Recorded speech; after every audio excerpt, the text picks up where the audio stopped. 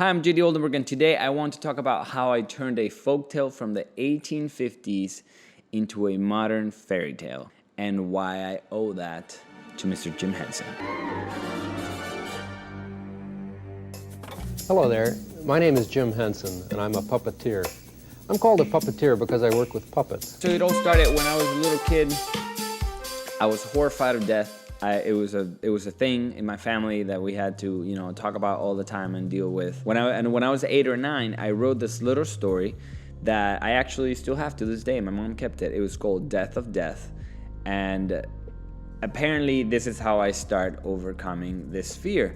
Now, jump forward to being 26, 27. I was looking for something to write at the time. And I always remember I had very, very clear images in my mind from childhood of a story about death and kidnapping her.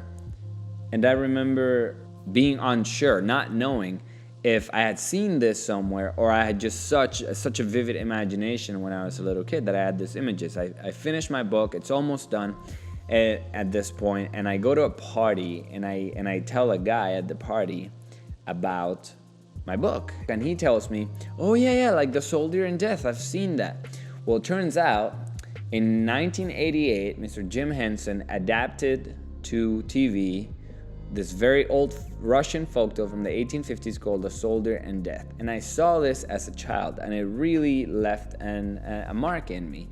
And I made my own version of this story, and I grow up and I create Horatio in the Wind. And I remember finding out that it was a story that existed, and I go and I find the storyteller, The Soldier in Death. It's on YouTube, you can find it. And I remember for a second sort of freaking out, but then really analyzing the stories and how, though the core of the story, the way that death is kidnapped, the way that death is put away, the giving everlasting life to the kingdom, is similar.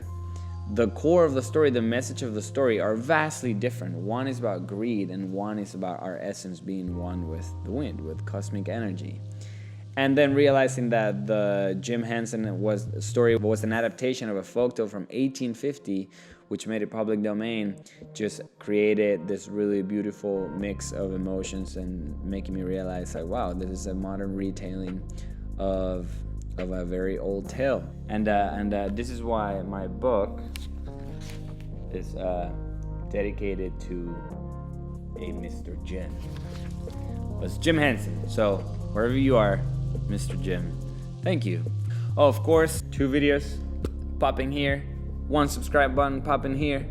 I'm posting videos every week. If you are enjoying this storytelling sessions, please give it a little subscribe, help a brother out. See you next time.